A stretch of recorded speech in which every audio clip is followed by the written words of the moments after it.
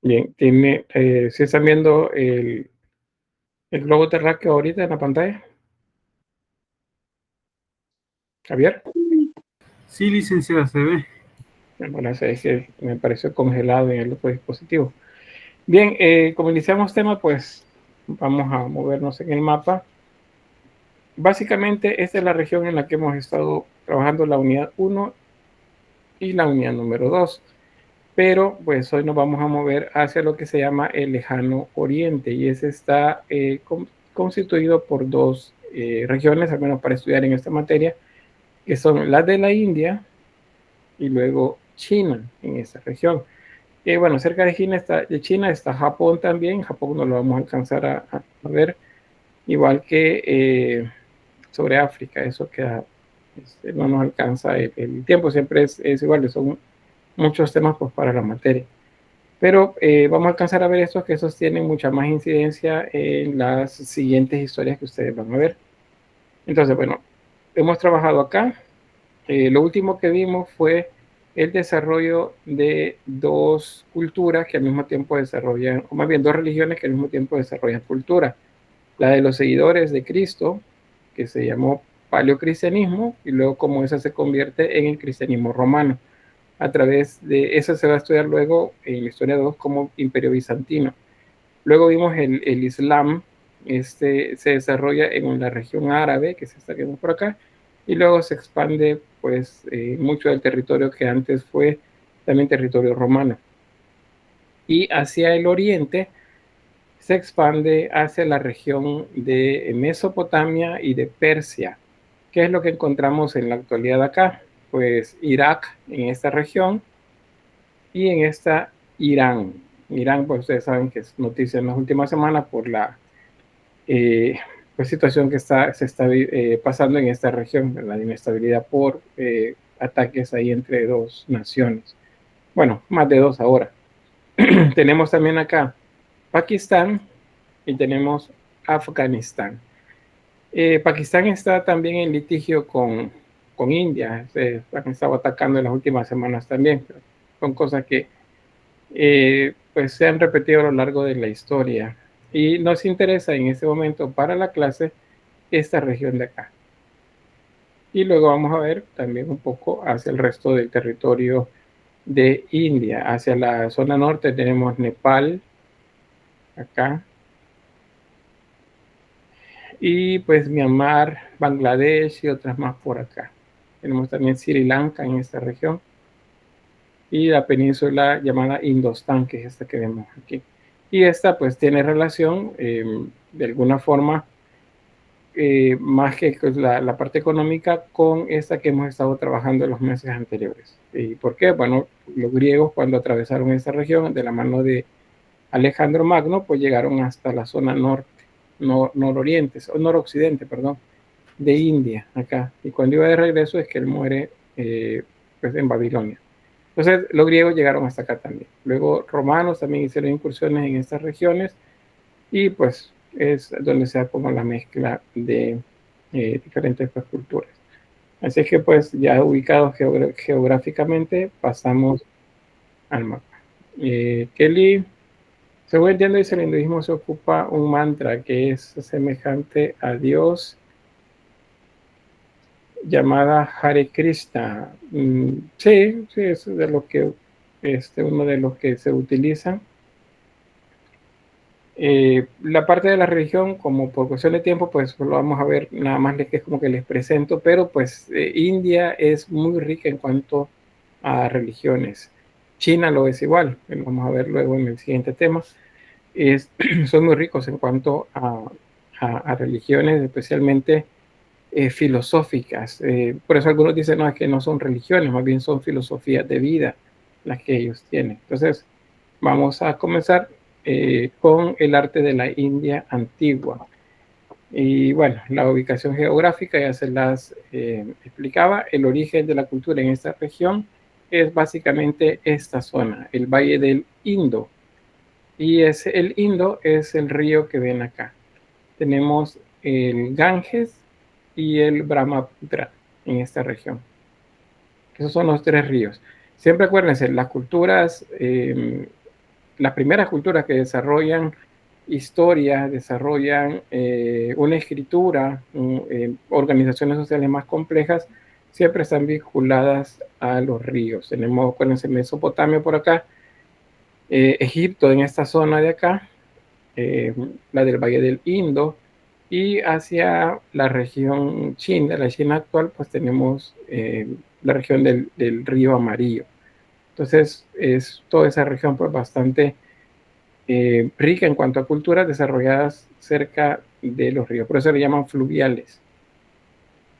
Ahí tenemos el dato que les mencionaba, el Valle del Indo, esta región, y nos interesan acá dos vestigios de civilización que son las ciudades de Harappa y de Mohenjo-Daro en esta región. Tenemos también Lothal, tenemos Vengarj también como otra de las ciudades de interés. Un dato como curioso, si le gusta por ejemplo Star Wars, muchos de los nombres de personajes, de lugares, están tomados de la religión o de la cultura en general de la India y alguna también de China. Por ejemplo, aquí dice Lothal, una ciudad de las ciudades antiguas en la India, es el nombre de de un lugar mencionado en Star Wars Rebels, por ejemplo. Entonces, pues de ahí es donde se enfocaron o inspiraron pues para tomar muchos de los nombres de lugares o de personajes, como les decía. Luego, bueno, esos ríos se consideran sagrados. De hecho, el Ganges es uno de esos ríos en los que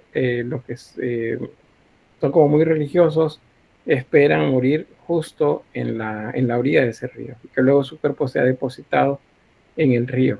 Por eso el río es, de hecho, bastante contaminado, ya hablando en términos de salubridad, pero pues la gente lo considera sagrado y puede estar la gente descomponiéndose, los cuerpos descompuestos alrededor de ellos, y ellos se están bañando con el agua porque la consideran sagrada, porque sus ancestros, pues ahí es donde reposan. Bueno, aquí tenemos, toda esta región se llama Indostán, es la península del Indostán. Y bueno, aquí sobre India, India cambió el nombre de ellos a Bharata, algo así, o Bharat, algo, Bharat creo que es el término que ellos utilizan, que se ve algo así como el país de Bharata, es el nombre que ellos se dan como país, pero pues todavía se les sigue llamando a nivel internacional como India, pero ellos cambiaron el nombre hace un par de años. Y bueno, ahí tenemos datos, vamos a ver qué más. Sobre la organización social, está desarrollada en castas. Estas castas, recuérdense que son cerradas, es decir, que nadie puede subir ni puede bajar de ellas.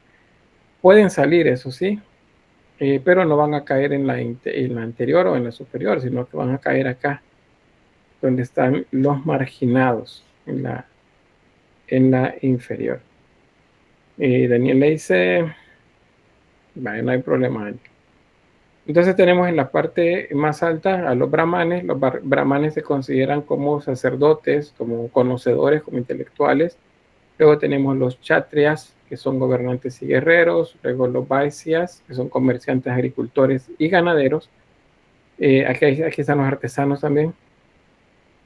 Y los sudras, que son como servidores. Bajo de ellos, los parias intocables. Esos no pertenecen a ninguna casta. Sin embargo, están como, digamos, al fondo dentro de esa organización social. Ahí tenemos las tres principales religiones de la India. Algunos consideran también pues que esos implican filosofías de vida, no solamente la parte religiosa. Entonces tenemos el hinduismo, el budismo y el cristianismo y el judaísmo, el islam también. Son otras religiones que están dentro de la cultura india. El hinduismo, pues ellos proclaman la tolerancia, el autocontrol, la compasión, y ellos creen en la reencarnación, creen que pueden reencarnar tantas veces como su espíritu necesite para purificarse. Ahí donde viene también aquello del karma, ¿verdad? O el dharma, el castigo o el premio, según nos hayamos comportado en la vida anterior. Es la religión que más adeptos tiene, es alrededor del 80% de la población de India. India, por cierto, es uno de los países más poblados del mundo. Hay muchísima gente en ese lugar. Aparte, también es una de las economías más grandes, pero también una de las que tiene los mayores niveles de desigualdad. Es decir, mucha gente pobre, poca gente con mucho recurso. En la actualidad, pues así es, pero eso tiene que ver con esto, con cómo están organizados socialmente. Acá se concentra el recurso económico. Bien, el hinduismo les decía sobre esto, pues ellos tienen una cantidad bastante amplia de divinidades, masculinas, femeninas, y son antroposomórficas. Pueden ser solamente con apariencia humana, pero pueden también tener una apariencia media entre un ser humano y un animal, como por ejemplo Ganesha, que tiene la cabeza de un elefante. Va a ser más o menos humanizado dependiendo de las regiones y dependiendo de la época. También otro dato sobre esto es que vamos a ver representaciones en los que aparecen con varios rostros o con varias manos, o muchas manos. Estos, por ejemplo, vean, tiene 4 manos, la diosa Kali. Ganesha tiene 4 también. Lakshmi tiene 4. Brahma, en este caso, es colocado con 4 rostros. Vishnu tiene 4 brazos. Hanuman tiene 2. Bueno, y así, dependiendo de las representaciones que se les hagan. Ahora, ¿qué significa eso? Si tiene, por ejemplo, que hacer muchas cosas porque lo puede hacer todo, entonces en la lógica de estas culturas necesita muchas manos. O sea, mientras más manos tenga, es más omnipotente porque puede hacer muchas cosas más. ¿Qué significa entonces que tenga varios rostros, que tienen varios ojos? No solamente tiene 2, tiene 8. Entonces, ¿qué significa eso? Que lo puede ver todo también. Entonces, esa cantidad repetida de uno de nuestros elementos, que son capacidades que tenemos, recursos que nos permiten interactuar con el medio ambiente, con nuestros semejantes, mientras más le colocan ellos a la representación de su divinidad, significa que tiene más poder en esa área.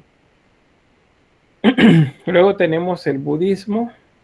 El budismo no cree específicamente en una divinidad. No podemos decir que Buda es Dios, por ejemplo, o que Buda es un profeta. Ellos no tienen la idea de una divinidad como tal, sino que en esta religión hay mucho de filosofía y mucho también de la idea que todo lo que nos rodea es sagrado. Por lo tanto, tenemos que estar en paz, en armonía con todo lo que nos rodea. La palabra Buda a veces se utiliza como pensando que estamos hablando de un dios o de un profeta, pero no es así. Buda, la traducción literal sería como el iluminado. Si se los coloco más o menos como un equivalente de nuestra cultura occidental, la palabra equivalente sería santo. Entonces, iluminado sería igual a santo. Entonces, no significa que Buda sea su nombre, sino que es un título que se le está dando. El primer Buda que se tiene registro fue Siddhartha Gautama. Ese es el nombre, Siddhartha Gautama. Y a él es el que se le dio el primer nombre de iluminado o Buda. Muchos piensan que esto no es tal cual una religión, sino que es más bien una forma de vivir nuestra existencia terrenal. Más o menos así lo ven. Otras religiones en la India, pues el Islam, fue llevado por los mogoles, por el imperio mogol, por cierto, en la región norte.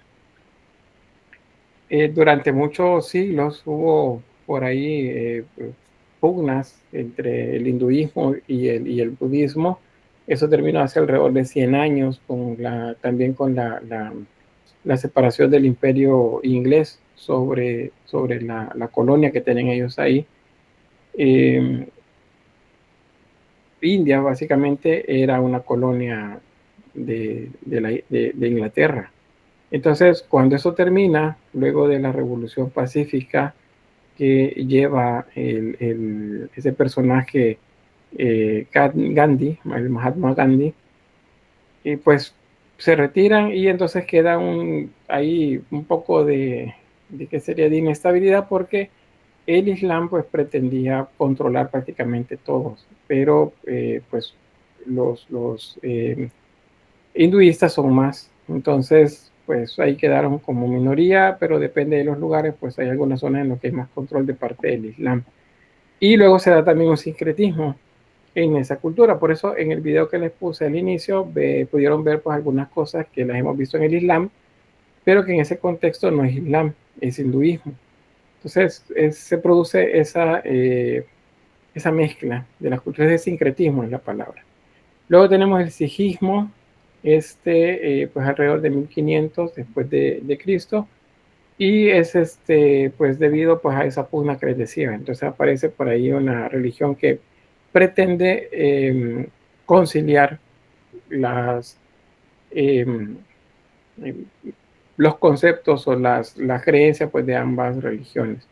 Luego tenemos el cristianismo, ese también es una minoría en India, es el cristianismo con ese que es monoteísta.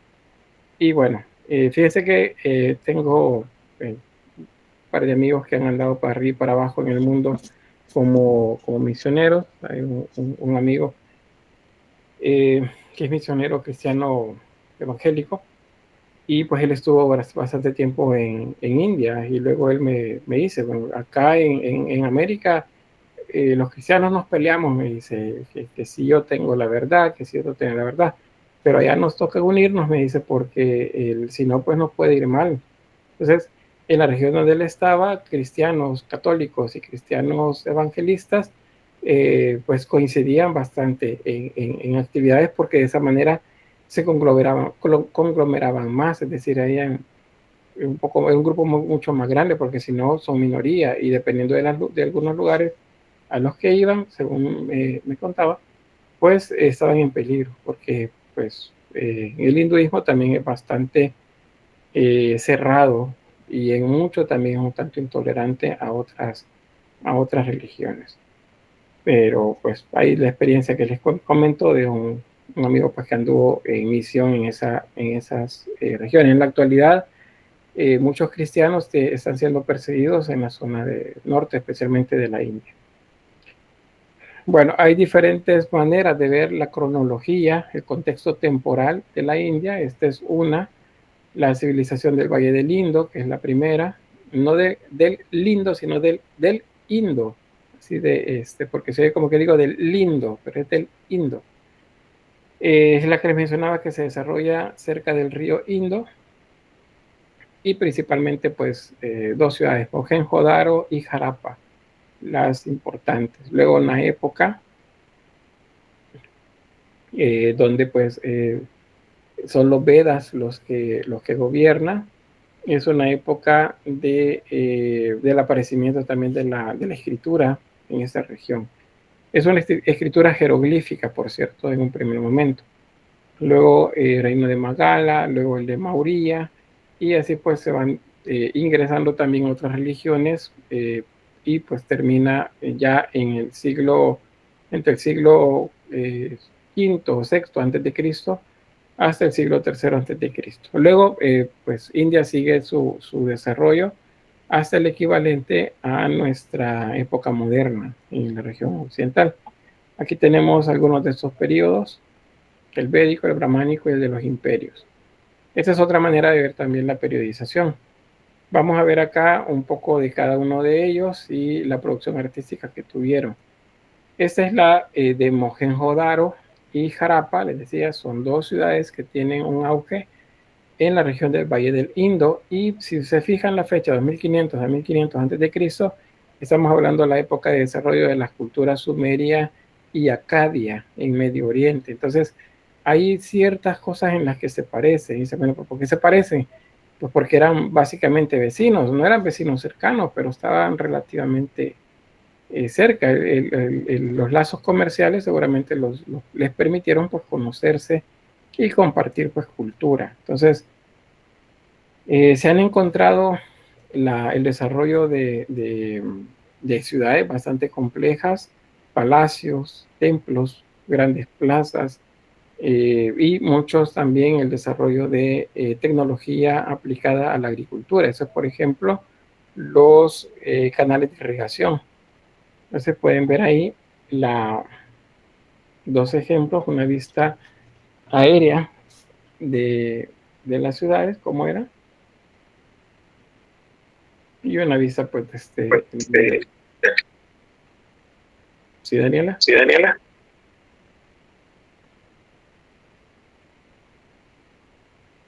Hola. Hola. Ahorita le Ahorita le apago el micrófono. apago el micrófono.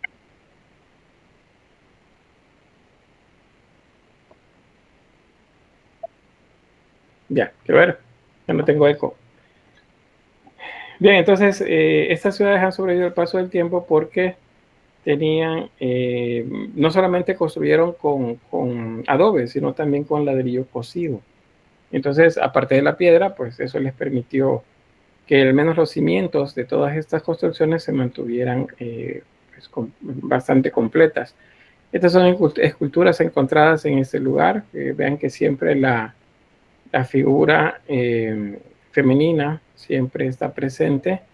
Esta no es como la que estamos acostumbrados a ver, ¿verdad? Que tiene que ver con la abundancia. Muchos consideran que eso es la representación de una mujer guerrera. Entonces se piensa, dado que no hay mucha documentación o mucho vestigio más bien de la cultura, porque la escritura pues no existe en este momento o no estaba completamente desarrollada. Entonces se piensa que esto es una guerrera por la posición que tiene y por los aditamentos que tiene alrededor. No era una diosa madre. Y aquí pues observamos la parte característica del tronco étnico, es decir, de la región, ¿verdad? La barba y el bigote. Y los ojos un tanto rasgados. Esta región, por cierto, es más al norte de India, entonces estamos más cerca de Pakistán acá. Esta es Harappa. Y acá, pues 2600 años, también seguimos en la misma época sumeria-acadia, y pues pueden ver el ordenamiento, así como muy geométrico de las bases de estos edificios y cómo se supone que eran. Muy similares a los desarrollados siempre en las culturas desérticas, ¿verdad? En Babilonia, por ejemplo, bueno, los sumerios, acadios, la región de India también. No, perdón, de Egipto tienen esa característica de casas con terrazas en la parte superior. Un dato interesante también de esta región es que se han encontrado lo que para nosotros sería una cuneta en el centro de las avenidas principales, y eso es porque pues tenían los canales de irrigación, ¿verdad? Y los canales que le llevaban agua de uso cerca de las casas, pero también tenían, luego que el agua se utilizaba, pues tenían un desagüe, y eso pues se sacaba de la ciudad. Eso es lo que se ve acá.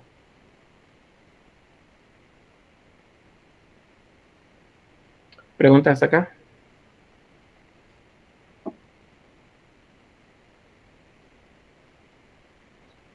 Por el momento, no, licenciado. Bien, gracias, Javier. Bien, algunas de las efigies que se han encontrado ahí, muchas son femeninas, aunque no se parezcan mucho a las que hemos estado observando en el occidente y en el Medio Oriente. Pues estas tienen siempre la connotación de la fertilidad y también de diosas madre.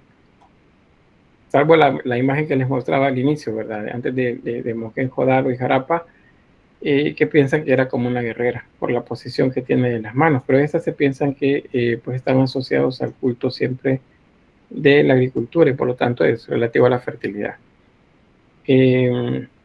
Otro dato también interesante, vean esto. Esto hay discusión si es un juguete o es la representación solamente de uno de las máquinas que ellos utilizaban y de los equipos, digamos, de trabajo agrario seguramente que tenían. Y es la pareja de toros y una carreta. Esto es seguro que lo que hace falta es la parte de madera que llevaba acá y que permitía que los toros pues avanzaran y jalaran a este personaje. Vean la posición de las manos también, es seguro que es como simulando que lleva los lazos, que va conduciendo la carreta, y atrás un jarrón grande. Nos está dando la connotación pues del trabajo, que será algo utilizado para trabajo o que representa más bien un vehículo utilizado para el trabajo. Este es el periodo védico. Los Vedas son textos sagrados para el hinduismo. Los Dradivas es el nombre que se le da a la primera cultura que existió en este lugar. Y pues ellos gobernaban a otras culturas más pequeñas y pues eran básicamente quienes controlaban la región. Entonces, ellos también desarrollan cultura y uno de los periodos que nos interesa ver acá es el periodo brahmánico. Este va del año 1000 al 321. Vean que aquí estamos hablando del inicio del desarrollo de la cultura asiria, el neobabilónico y el persa. También el desarrollo de la cultura griega y el desarrollo de la cultura romana. O sea, mientras eso está sucediendo allá en Occidente, pues en India se desarrolla el periodo brahmánico. Y aquí tenemos un poco de los datos sobre eso. Esta al mismo tiempo se divide en dos subperíodos, que son el prebúdico y el búdico. Los brahmas eran como sacerdotes, básicamente eran como sacerdotes. Aquí en el periodo prebúdico, y pues acá tenemos que los brahmanes controlaban a fuerza las regiones, pues es bajo el poder despótico, o sea, ellos eran los que gobernaban y se hacía lo que ellos querían. Luego sigue el periodo búdico, y en este caso, pues el pueblo hindú, la región hindú, se levanta en contra de los abusos de los brahmas, y entonces eso tiene que ver también con el triunfo de una doctrina que va avanzando en cuanto a adeptos, y es la doctrina budista, el de Buda. Ahí tenemos. Buda, les recuerdo, no significa, no es que todos sean Budas, no es un nombre, sino que es un título, el Buda, que significa el iluminado, el equivalente en Occidente es el santo. Ahí tenemos que el fundador del budismo entonces fue Siddhartha Gautama, y pues el término con el que se define pues el budismo, que sería, o el Buda, perdón, que es el iluminado. Si ustedes se han fijado, en más de alguna ocasión han encontrado algunas imágenes de un personaje bastante grande, es un personaje con sobrepeso, con el estómago muy voluminoso y desnudo, el estómago desnudo. Se piensa pues que ese es una versión de otro personaje similar a la creencia en Buda, pero está relacionado a la abundancia y a las riquezas. Por eso es que se considera de buena suerte, dicen, tener uno en el hogar. Pero es diferente a este otro Buda, Siddhartha Gautama. Luego viene una época llamada de los imperios, del 321 al 535, esto es después de Cristo. ¿Qué es lo que está sucediendo en Europa? Pues está pasando del paleocristianismo al cristianismo romano, es decir, al cristianismo católico, en un contexto al que la historia del arte le denomina bizantino. Acá. Y bueno, ahí es una etapa de expansión bastante grande, se llega hasta los Himalayas, toda la cordillera del norte de la India, y pues hay diferentes guerras también que se dan por otros pueblos invasores que vienen del norte. Sobre la arquitectura, pues hay vestigios desde una época bastante temprana, es el 3300, antes de Cristo, durante la llamada Edad de Bronce. Aquí es donde aparecen los primeros vestigios de cultura. Dentro de este se ubica el periodo prehistórico, que es la que ustedes observan ahí de pinturas rupestres que representan a cazadores y caballos.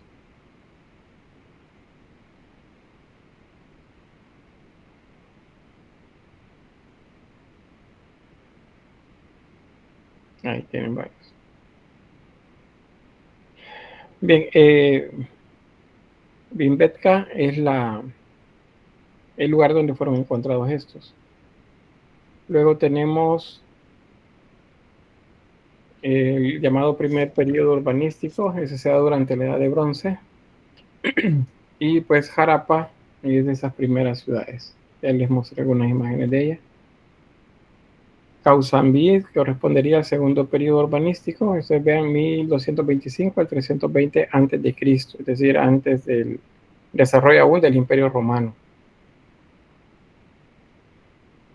Ese es el periodo clásico, llamado así, porque es el que se da, digamos, el estilo más maduro, tiene más desarrollo de imágenes, se llega al punto en el que ya se reconoce un estilo propio para la India en cuanto al desarrollo de la figura humana, y lo pueden ver ahí en estas imágenes. Esto es, el lugar se llama Gopachal, y esto, lo que estamos viendo son esculturas y templos excavados en la roca misma de la montaña.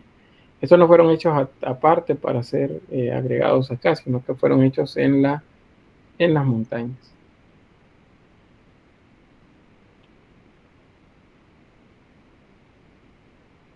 Aquí en la parte inferior pueden ver unos leones. Me dice, mira, pero esos no parecen leones, son un tanto extraños. Pues efectivamente son un tanto extraños, pero son representaciones abstractas de los leones.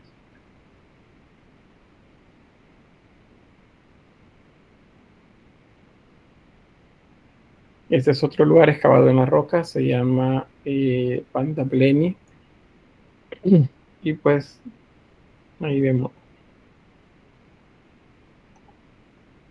Esto implica cortar la roca, luego aplicar el diseño de la fachada y luego seguir construyendo hacia adentro, de manera de aprovechar todo el espacio.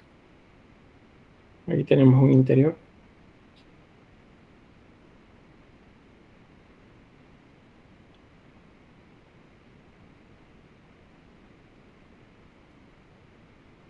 Este es otro también que corresponde a la época, se llama Elora y Ajanta.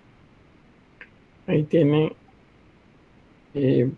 otro tipo de construcción. Fíjense que en este, pues la construcción se comenzó desde el nivel del suelo, el suelo estaba acá arriba y ahí se comenzó a escarbar hacia adentro.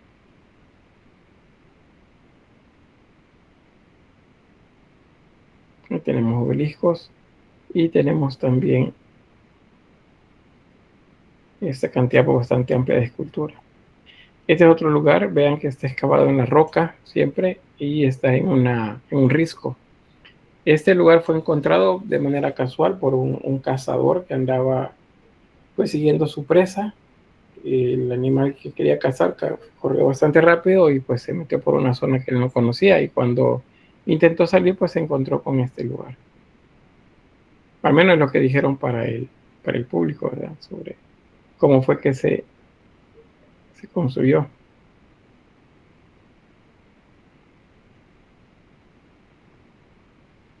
Vean la cantidad de detalle. Bueno, y esto se vuelve más complejo pensando en que esto se hizo en la roca de la montaña.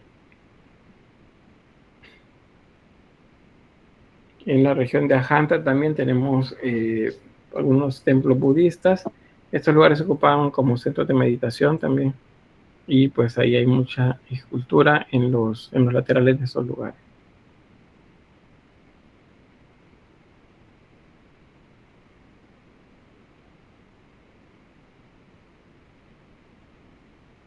Bien, ¿preguntas?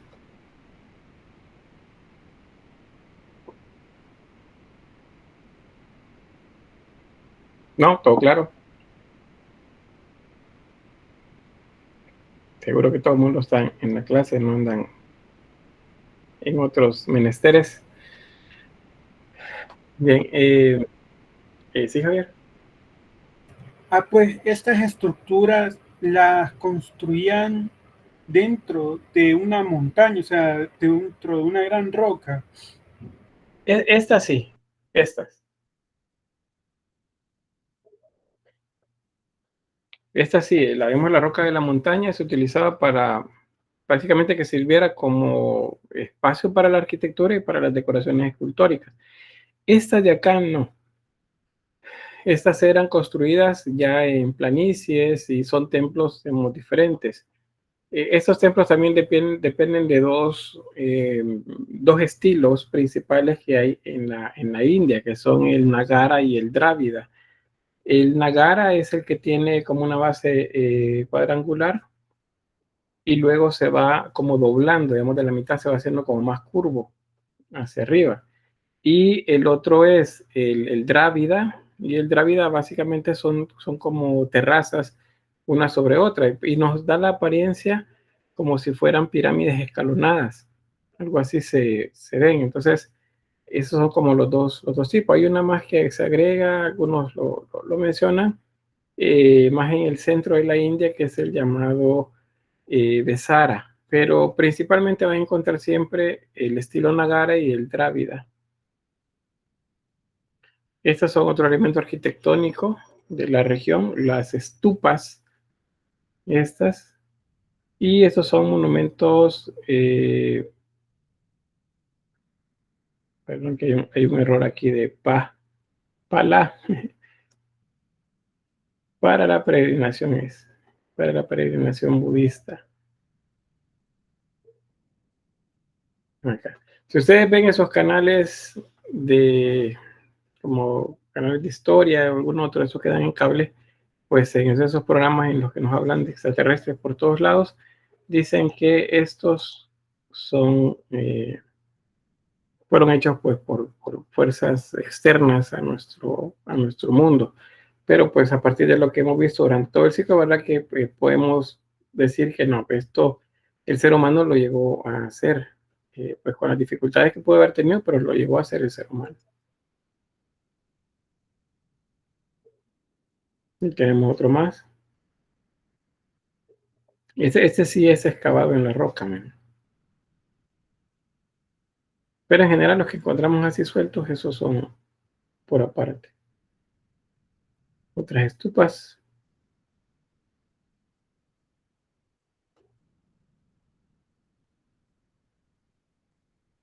Bueno, tenemos una estructura. Y este que es un mausoleo, que si bien es cierto, lo vimos como arte musulmán, en el contexto de la India esto se toma como arte mogol, pero los mogoles eran musulmanes, o sea, su religión era la islámica. Entonces, pues eso sigue siendo Islam. Si a ustedes les sale en el examen o en el laboratorio esta imagen, eh, siempre tómenla como Islam. ¿Se entendió? Espero que sí. Algunos templos pequeños, los Tripitkrama y Cheharla.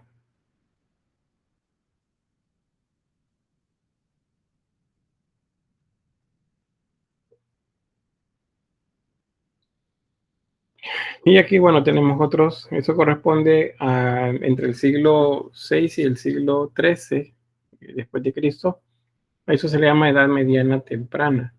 Y tenemos pues este templo, el del Kandariya Mahadeva. Ese es el mismo templo. Esto que ven acá, en el lado derecho, es el extremo que está a este lado. Y ese pues sería por consiguiente el que está al otro lado de la estructura. Esto se considera un monumento arquitectónico, pero completamente tapizado por arquitectura o por técnicas arquitectónicas.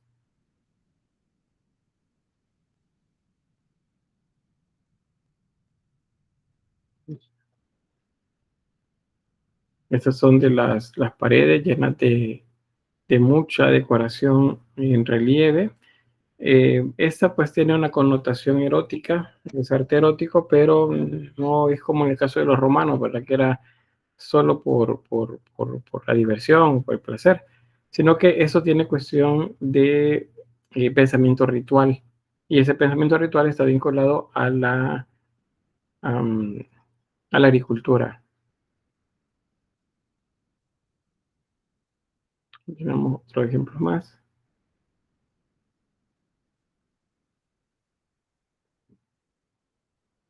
Vean, un dato también sobre esto es la simetría. Si yo trazo una línea acá, a la mitad, ustedes van a ver esa línea.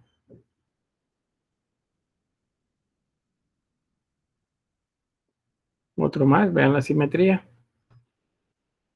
Y bueno, aparte de la simetría, la complejidad del diseño y la cantidad de trabajo escultórico que lleva. O sea, estos escultores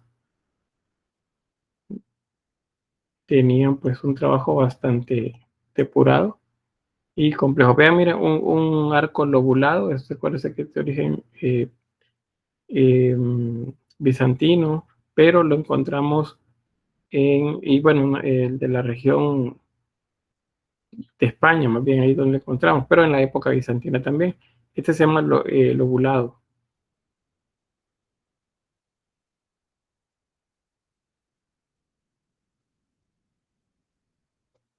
Y bueno, pues acá sobre la escultura, pues la escultura es omnipresente en todas las estructuras de la India, está en todas partes prácticamente.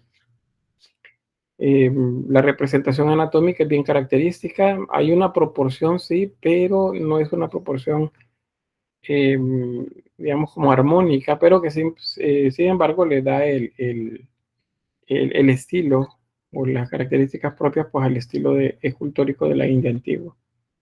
Eso lo iniciamos con el periodo prehistórico, con esta imagen de esta mujer. Vean que eh,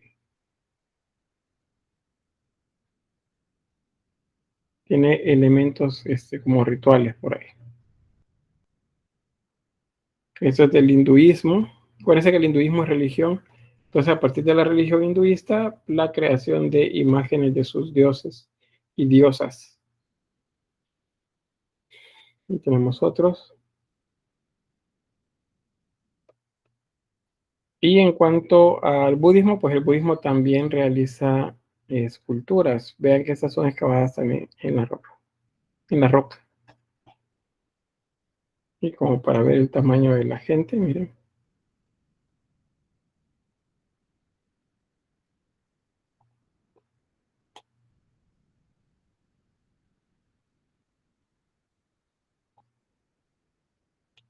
Vean esta. Bueno, es decir, las personas llegan más o menos, no sé cómo esa altura. O sea, estas de aquí serían como tamaño natural. Ven el tamaño de estas. Y aparte del trabajo escultórico que lleva la sola realización de las esculturas, vean que la parte de atrás también está decorada en relieves.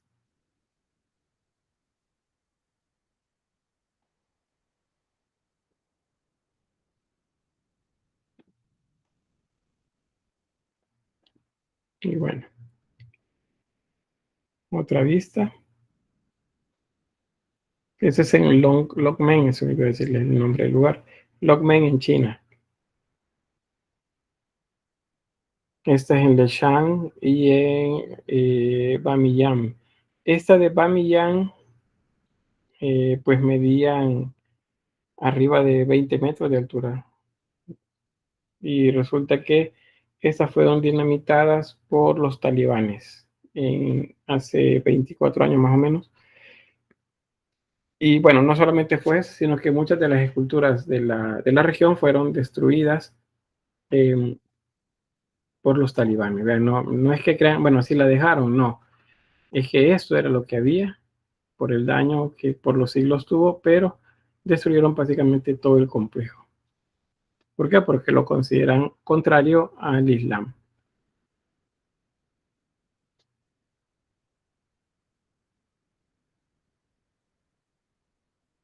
Bien, este es el jainismo y en este caso tenemos igual esculturas.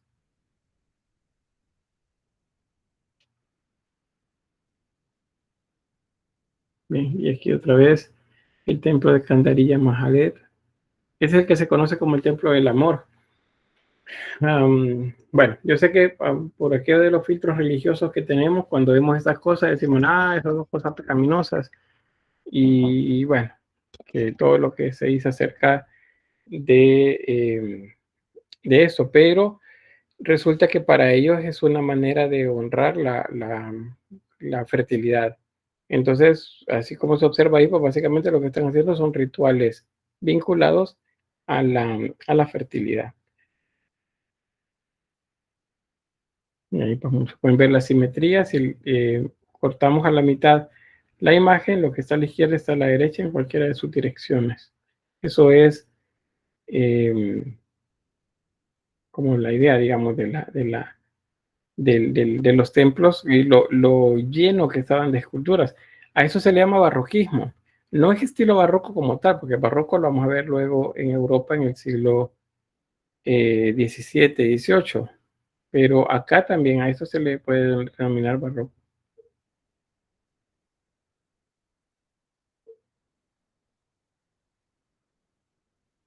Avanzamos. Otros ejemplos.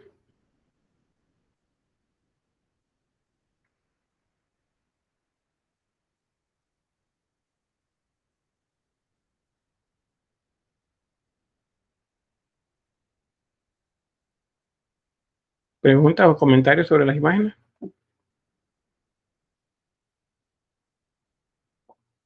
Nada, todo claro. Y otras más, vean que la figura tanto femenina como masculina es bien característica. Es bastante contorsionada, no se ve natural, de hecho ese contorsionamiento y es voluptuosa en el caso de la figura femenina. Sobre la pintura de India, pues igual depende de la región y depende de las religiones, ¿verdad? Pero sí encontramos también pintura rupestre desde la época más antigua. Esto correspondería a la época neolítica y el lugar es Hasangar Hills, es el lugar donde se han encontrado estos.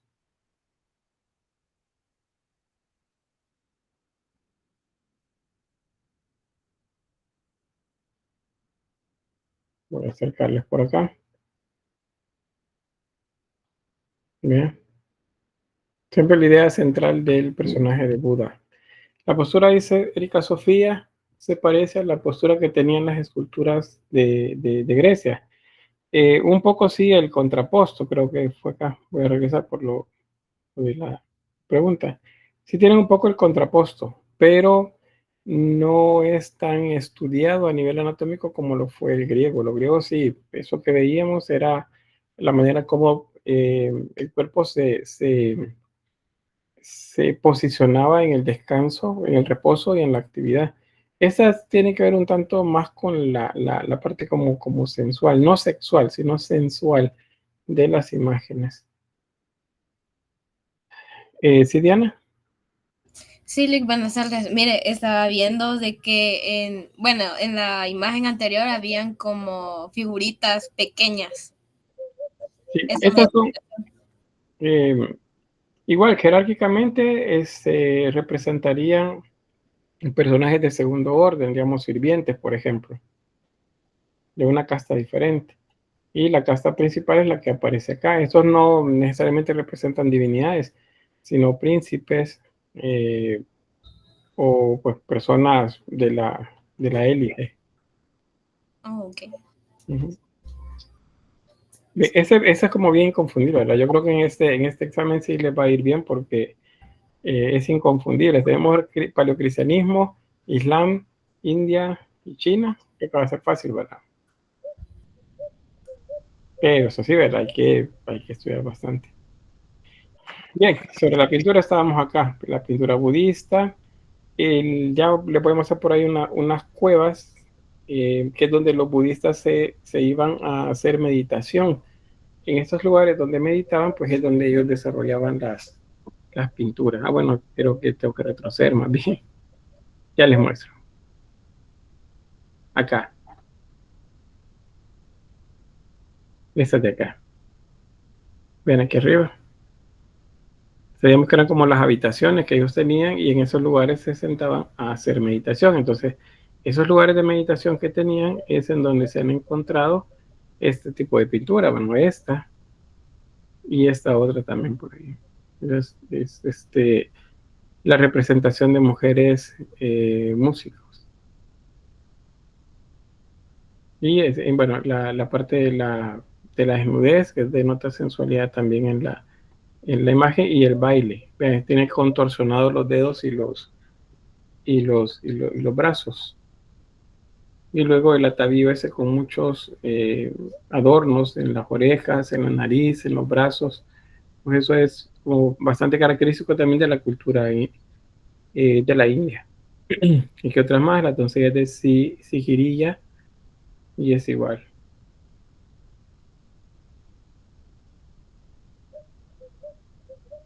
Bueno, esa era pintura budista, ¿verdad? La anterior.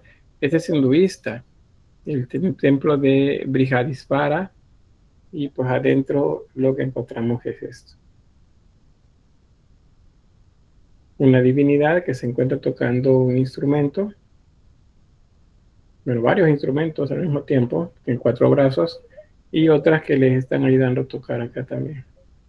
Una de esas es antroposomórficas.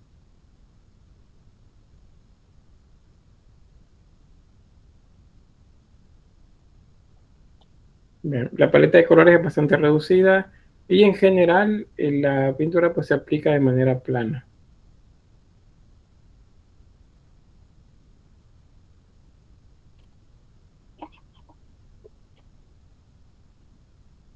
Bien, hay otros ejemplos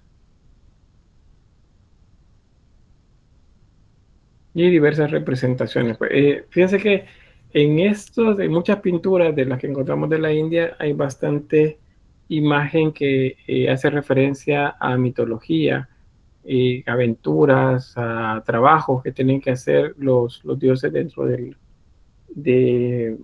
del hinduismo. Entonces, pues eso no lo vamos a ver acá, pero les dejo por ahí pues el dato por si quieren ustedes luego buscar despacio. Pues ahí aparecen historias como esta, en la que Lakshmi y Vishnu son transportados por un pájaro extraordinario que se llama Garuda. Es antroposomórfico este pájaro. Tiene como cabeza de gallo, las alas de un halcón, pero hay cola también de pájaro, pero las piernas y los brazos son de ser humano.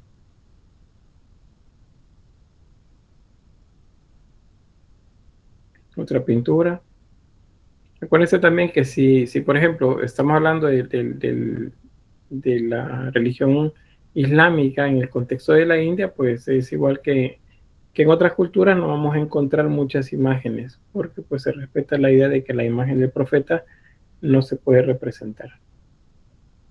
Este periodo mogol y también pues lo mismo.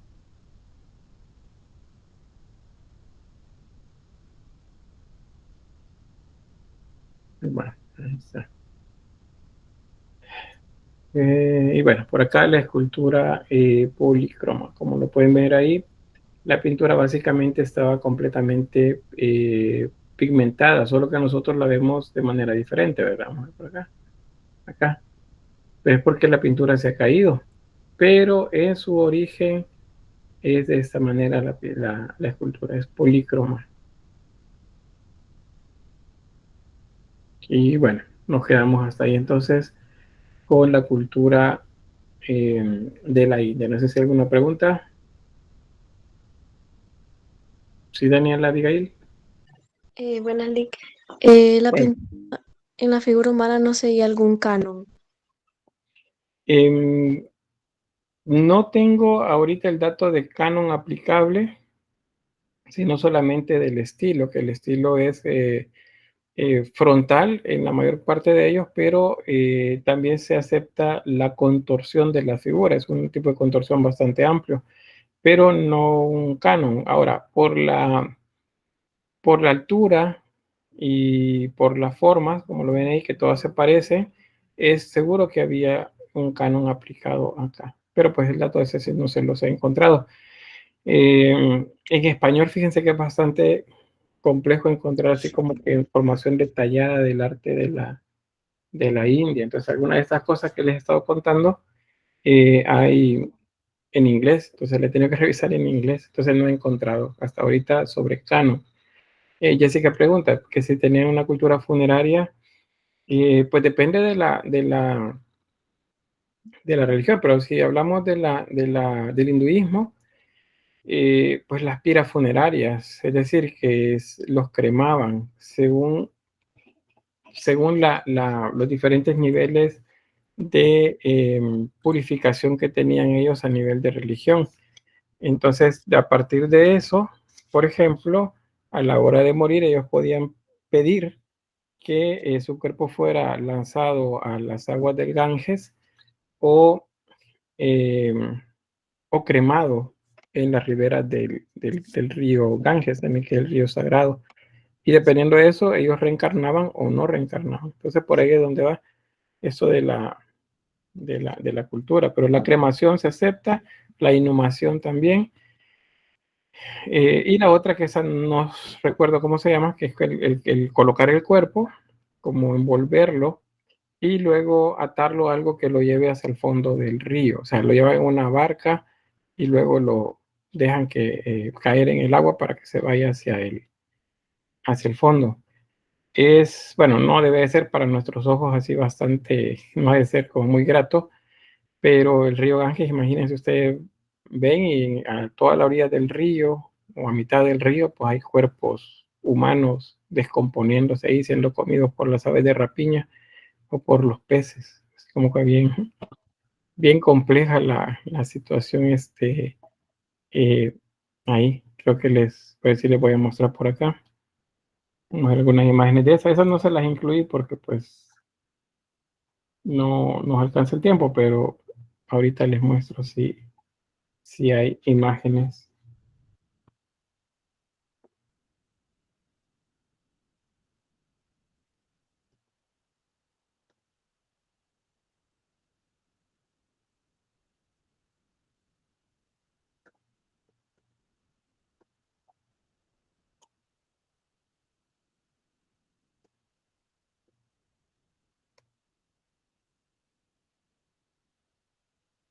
Un dato es que, bueno, en lo que busco eso, el hinduismo sí cree en el alma, o sea, en los cuerpos o nuestra esencia, pues no termina con la muerte, sino pues que ellos piensan que el alma debe ser liberada o algo así para ser llevada eh, hacia el punto de purificar el alma, ¿verdad? O sea, lo sucio es como decirles, el cuerpo es lo sucio. Luego las cenizas se lanzan al río también. Por acá les voy a compartir ahorita imagen.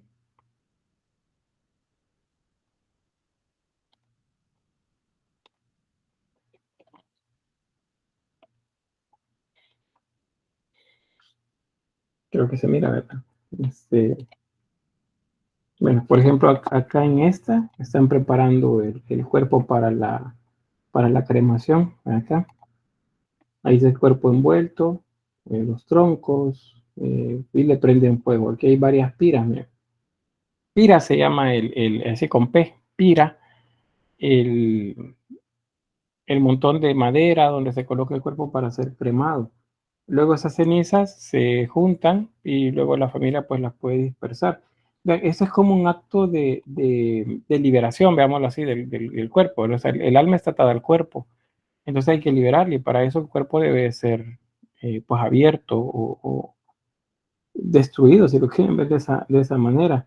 Yo no sé si les comenté en algún momento, déjenme decir uno por acá, eh, una costumbre que tienen en la zona norte de la India, en el Tíbet, es que hay más piras que están cremando cuerpos. Otro lo están colocando en el río también para que sea, pues, como digamos, absorbido por el río. Aquí hay otras, miren, piedras de cremación. Es como mientras más cerca de la ribera del río es mucho más importante que muchas más, miren. Entonces, las costumbres son diferentes, bastante diferentes a las nuestras y por eso nos resultan chocantes. Y nosotros luego, en nuestro egoísmo, pensamos que lo que estamos haciendo lo correcto somos nosotros y ellos no, ¿verdad? Y ahí es donde vienen luego los pleitos por cuestiones de fe. Pero bueno, ese es el río. Vean, aquí en el río, voy a colocar.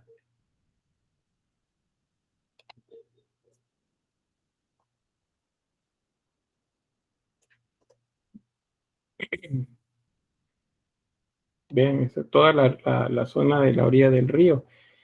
Y bueno, no sé si será cierto, pero o será algo que se mantiene a la fecha, pero según se decía allá por los 90, finales de los 90, este río está tan contaminado por todo lo que se le pone que decían que ni algunas bacterias que son nocivas podían sobrevivir en esta agua. Aquí se ven cuerpos.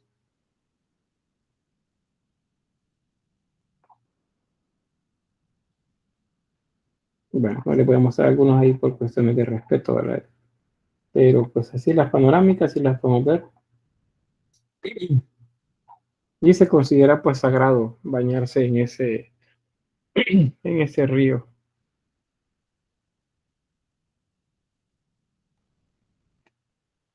Ahí les dejo como la curiosidad, ¿verdad? Para que puedan buscar si a ustedes les parece. Entonces, ¿alguna pregunta más?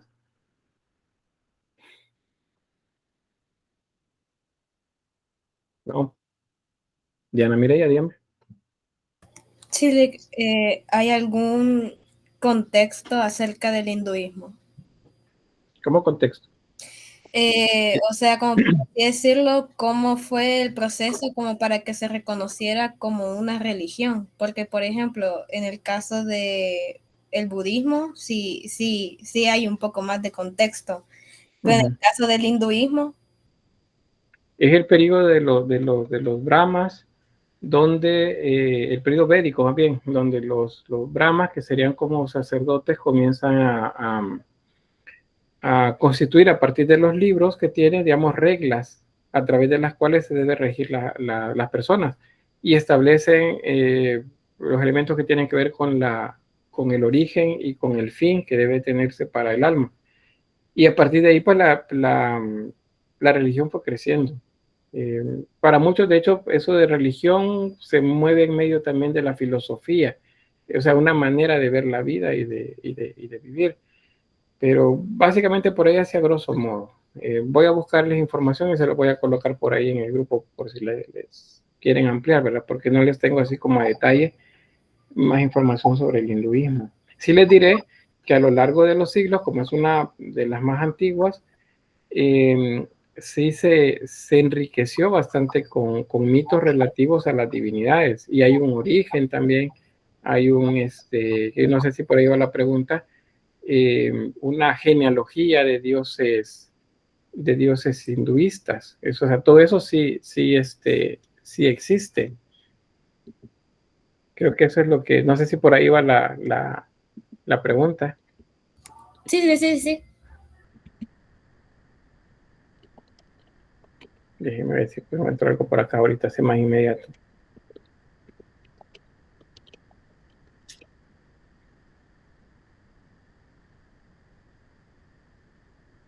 Y bueno, siempre de los que les mencionaba, Brahma, Vishnu y Shiva, que serían como los dioses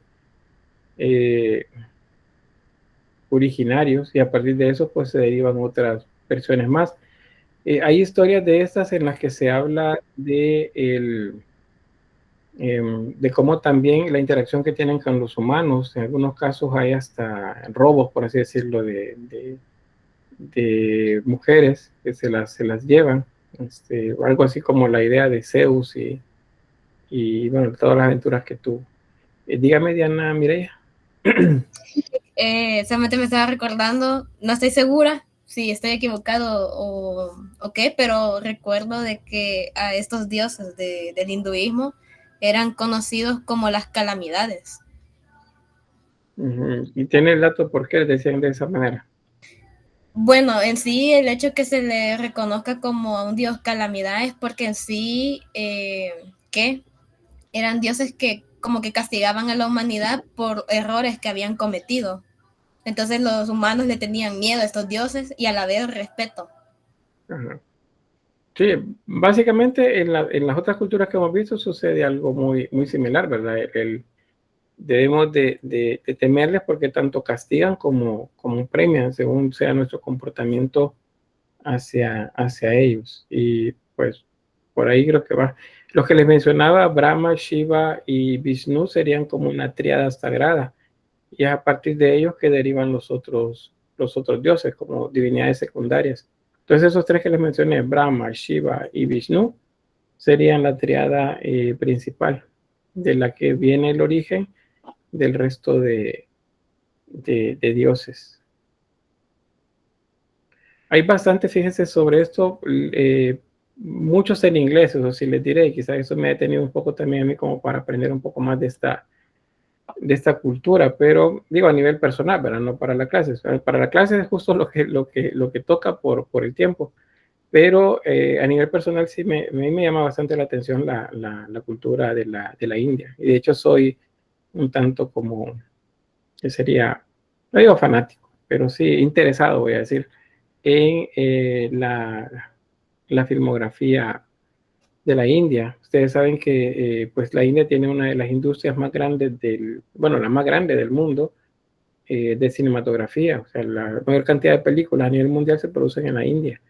Y se llama Bollywood, se llama esa industria de donde viene. La canción que les puse al inicio es de una película que se llama Bunty y Bardi, eh, que es un par de personajes ahí que sale cada uno de su pueblo porque les aburre una vida común, dicen ellos, y quieren aventuras, quieren riqueza, y al final se juntan y terminan teniendo muchas aventuras por ahí en el que quitan a los ricos para dar a los pobres, mientras la policía los persigue en diferentes lugares. Es un musical, por cierto, a mí los musicales no me llaman mucho la atención, pero fíjense que los de la India tienen un algo, tienen un no sé qué, que no sé qué, como se dice. Les doy les recomiendo bastante que vean esto. Voy a tener la grabación, no me he fijado que seguíamos grabando. Esto es para que salga rápido el video, que lo detengo ya.